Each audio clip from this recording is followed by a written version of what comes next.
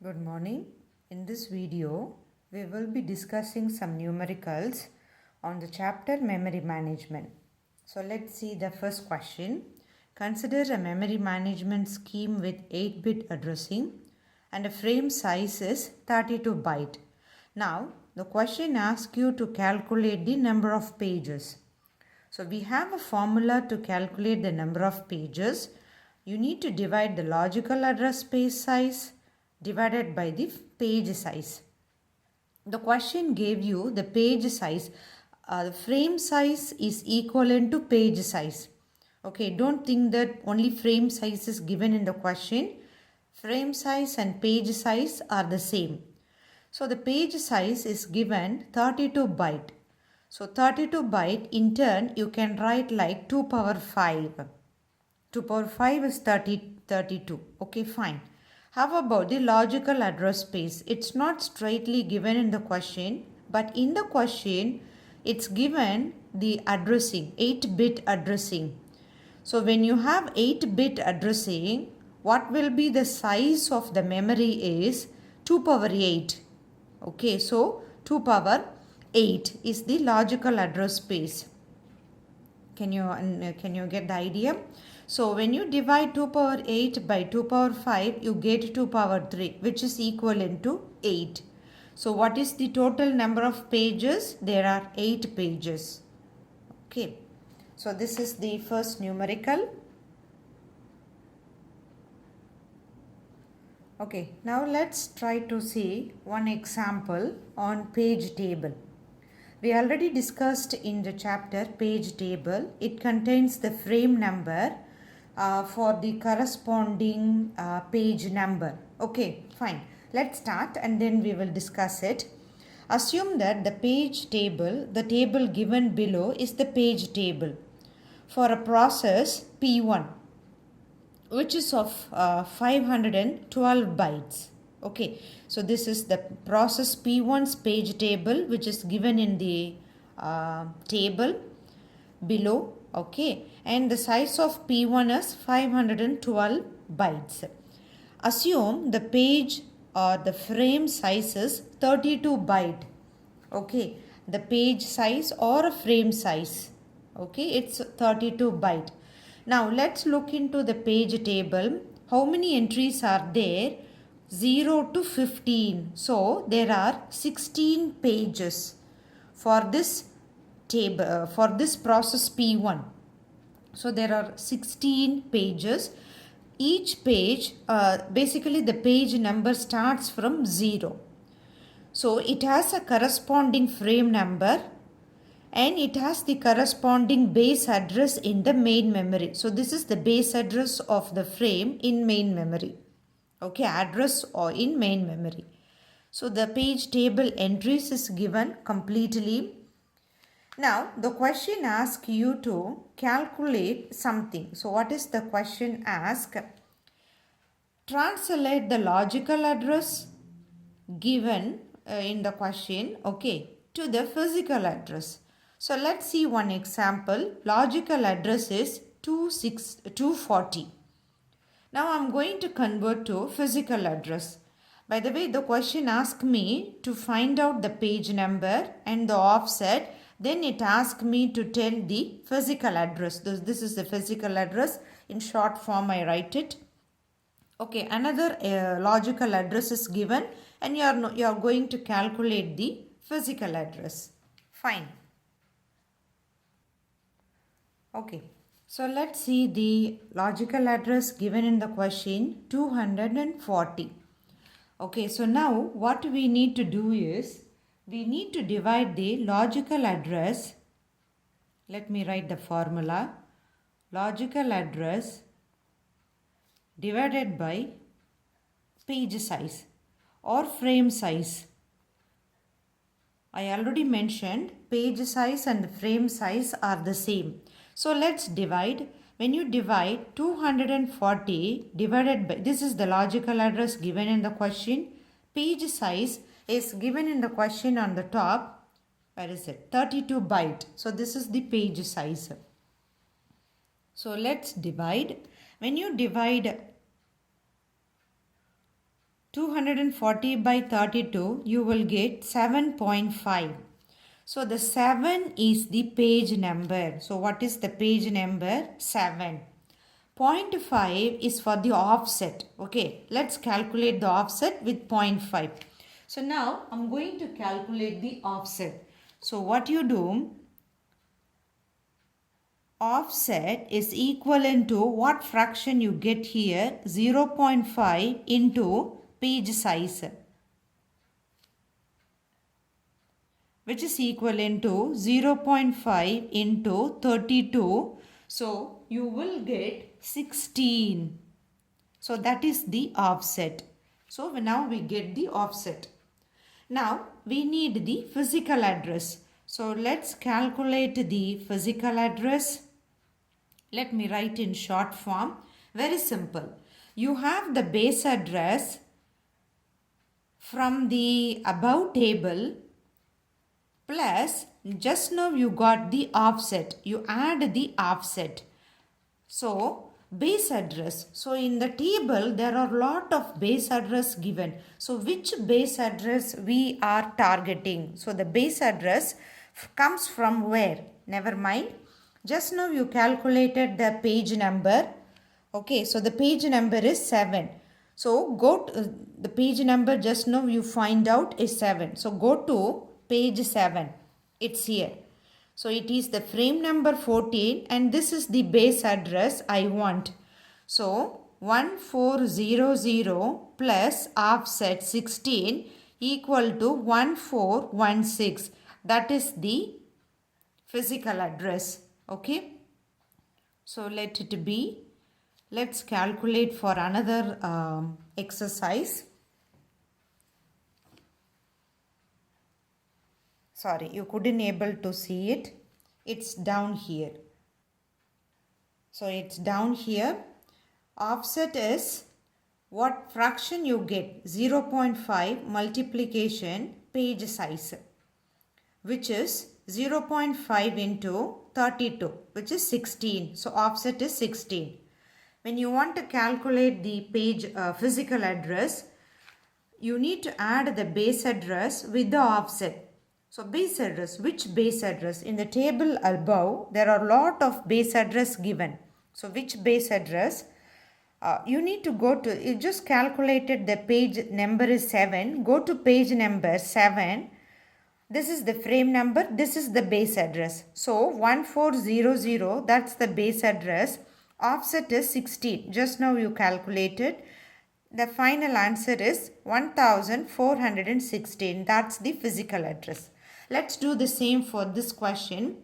Logical address 420. So first of all you need to find out the page number.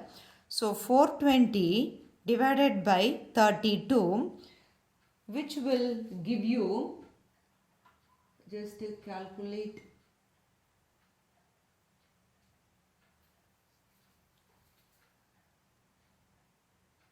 okay, so 420 divided by 32, you get 13.125. So this is your page number 13. And offset, so I'm going to calculate the offset. What fraction you get? 125 into 32. What is 32? Page size. So let's calculate 0.125 into 32. So you get 4. So what is the offset you get? 4. Now logical address, sorry, physical address. So let me write physical address. Physical address. I don't have a space. So what is the physical address? What is the base address plus the offset? So which base address from the above table? Page number 13. So go to page number 13. Here it is. The frame number is 5 and then the base address is 5000. So 5000 plus 4, which is equivalent to 5004. So this is the physical address 5004. So this way we can able to translate a logical address to a physical address. So basically when we are translating the logical address to a physical address, remember that you get the logical, you have the logical address. You divide the logical address by the page size, or you can call it frame size. You get a number. That number, the whole number what you get is the page number. And with the fraction, you can able to calculate the offset. Like I get a fraction 0.5. So 0.5 multiplied by page size, you get 16. So that is the offset. So when you add the 16 with the base address, you get the physical address. Fine. How do I get the base address? It's from the page table. So go to the page number 7 because you just calculated your page number is 7. So go to the page table. The entry 7 has the frame number 14. So frame 14 base address is 1000, 1400. So this is the base address. So base address plus offset will give you the physical address. Okay. So this is the way you can able to translate a logical address to a physical address. Now let's move on to another exercise which is about the allocation scheme, memory allocation techniques. Okay, let's see. Consider the status of the memory is given below. So this is the status of the memory. So what do you mean by the status of the memory? The allocation of the memory unit to the processes. So some blocks were allocated, some blocks were empty. So here, can you see from here the address starts from 00. For example, this is an example until FF. It's written in hexadecimal, doesn't matter. So the low order memory is given to the kernel, okay, the operating system file. And the rest of the blocks were assigned to the user processes. So this block is given to process 1. This block is assigned to process 5. This block is allotted to process 3. And here got a free block. And process 4 is allotted here in this memory block. And this memory block is free. And the corresponding sizes are given in the table. And let's assume there is a job queue. Certain processes are waiting to be loaded or allocated into the main memory. So these three processes are waiting to be moved to main memory. Okay. So now let's see the questions. So, okay. First question, is there any external fragmentation? How many bytes are affected by external fragmentation? So when you see external fragmentation, this is the waste of a block or a memory block which is scattered in the memory, main memory, in between the allotted blocks. So when you look into the main memory status, you might have seen this block is allotted. There is a free block here and this is allotted. There is a free block. So these two, like 256 plus 256, 512. So you see any external fragmentation? Yes. Yes, we see external fragmentation in this memory status. How many bytes are affected? 256 plus 256, which is equal to 512 bytes. These many bytes were affected by external fragmentation. Okay, is there any way to execute process 2 and how? What do you mean by process 2 is, let's see the job queue. This is the job queue. We have 3 jobs waiting in the job queue, process 2, 6 and 7. Process 2 is of size 512 bytes. When you look into the memory, you have a free block 256 bytes size, another free block of the same size 256. So, but process 2 is of 512 bytes. You don't have a free space, free block to accommodate process 2. Okay, so the question says, is there any way to execute? When you want to execute process 2, first it has to be loaded onto the main memory. But the main memory doesn't have a free block for 512 byte. But we have a technique called compaction. When you say compaction, this technique will move all the allotted blocks one side and all the free blocks another side. So let's assume that all the allotted block to the upper memory, the lower memory, and all the free space to the upper memory. So in that case, this free block with this free block, when it combined, you will get 512 bytes, which can accommodate process 2. Okay, so that is possible. So which technique you need to use? Compaction. Let's see the other question. Assume that process 4 has completed its execution. Here, this process, it completed its execution. Remember, whenever the process finishes its execution, that process will be removed from the main memory because it's no more executed, no more in execution. It's completed. So those processes whichever are completed, they will be removed from the main memory. So assume process 4 has completed its execution. So this memory block will be removed. Will be made available. So this block will be free. Which process from job queue the CPU should execute to reduce fragmentation? So you have 3 processes waiting in the job queue. So which process will be executed? I told you, when a process has to be executed by CPU, first of all, the process has to be moved to the main memory. Okay, so see the question. Which process from the job queue the CPU should execute to reduce fragmentation? What do you mean by fragmentation is kind of internal fragmentation, for example. Okay then. So what does it mean internal fragmentation is you assign a memory block to a process, but the process uses part of it, not the whole memory block. It wastes some memory block. So wastage of memory inside the allotted block is internal fragmentation. Okay, so let's see that. Assume the memory status and the job queue as given in the question. So this is the memory status, this is the job queue. So you have a free block and process 4 is now finished its execution and another free block. So let's see 256 and the process 4 is finished. So 1024 and the free block is 256. So when you add them all,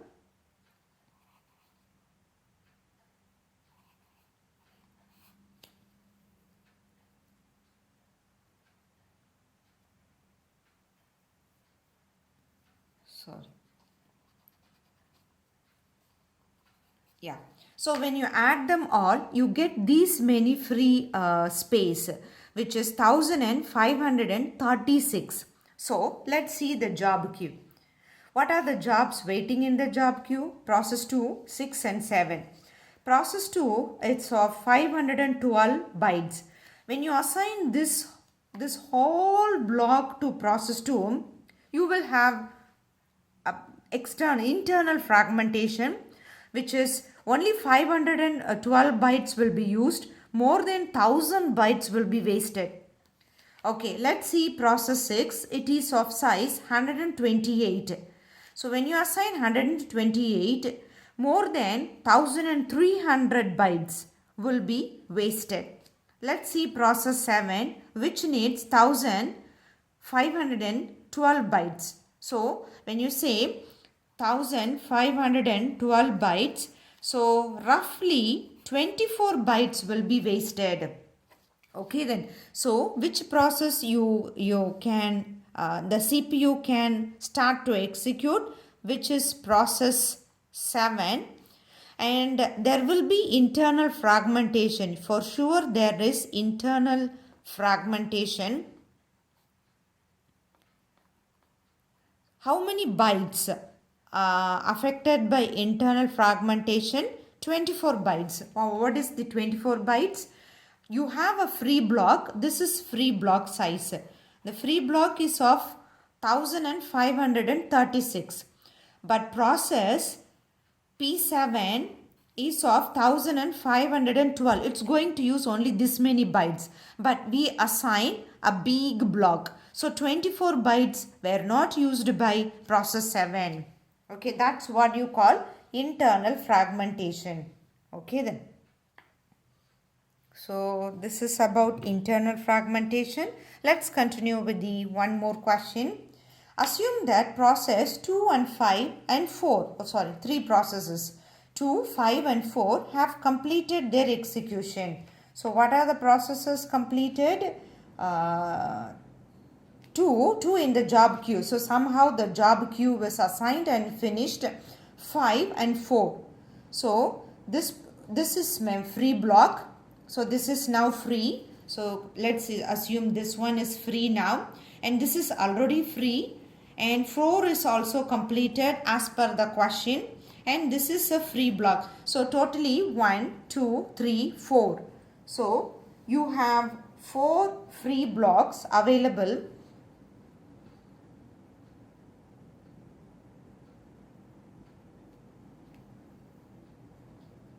Okay, now by using the first fit memory allocation technique, which block will be allotted for process 6? What is the process 6? It needs 128 bytes.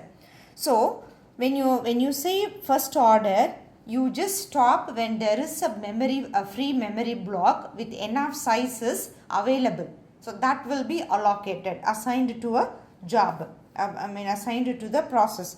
So when you start from the lower order, you come across this space, this memory block, free block, which is of 512, that will be assigned. It's more than enough. You just need 128. So this is more than enough. This is when you start from lower order. When you start from higher order means from the end to the beginning. Then you have a free block 256 that can be allotted to the process 6. It's more than enough to fit. So it's up to you. When you are starting lower order or higher order. Lower order means from the beginning of the main memory. Higher order means from the end of the main memory. So when you start searching for a free block, when you come across a block which is more than enough, sufficient, the first very sufficient block will be assigned using the first fit memory allocation technique. Okay.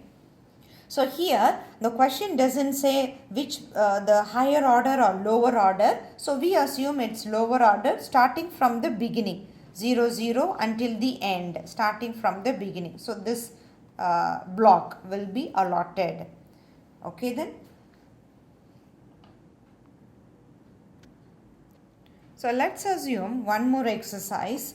Let's say assume that the user process size is 2.25 KB. So assume the user process size is 2.25 KB. The backing store transfer rate is 25 MB per second. So transfer rate. So moving a data from main memory to the backing store, that is 25 MB transfer rate per second. It can transfer 25 MB. So let's say you want to transfer something from backing store to main memory. It can transfer 25 MB per second. Okay.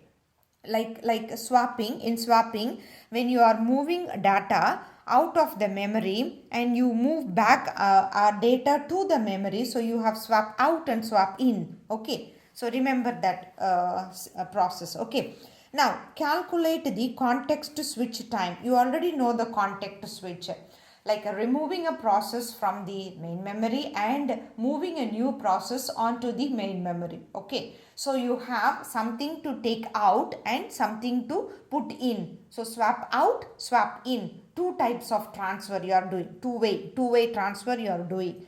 Okay, so let's see what is the context switch time.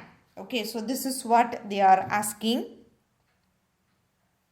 So let's calculate the context switch time.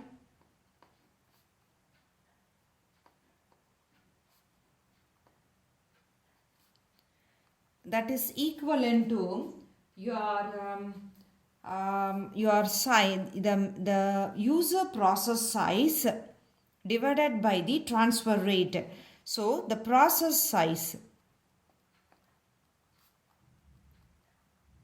divided by the transfer rate. I have to write it. Okay. So let's assume the process size is 2.25 GB. So let me put it in MB because your transfer rate is given in megabyte, but your process size is given in gigabyte. So let's calculate 2.25 into, let me convert to megabyte. So you multiply it by 1024. Can you get the idea? And then you divide by the transfer rate, which is 25. Okay. So let's see.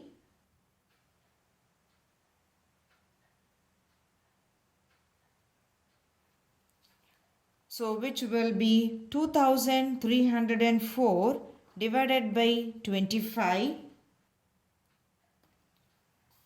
which is equivalent to 92.16. By the way, this is for one swap time. Now we need to swap for 2 times. Okay, 2 types, 2 transfer, like swap out the old process and swap in the new process. So you need to multiply by 2. So when you multiply by 2, you get 184.32. So this is your context switch time. So you have to remember why we multiply by 2. Because two-way transfer we are doing. You swap out a process from the main memory and swap in a new process to the main memory. So two-way transfer. Okay. So for one way, 25 megabyte per second. In 1 second, it can transfer 25 megabyte. So I need to know for the process is of 2304 divided by 25, you get 92.16. You multiply by 2, you get the answer. Okay then. So thank you so much.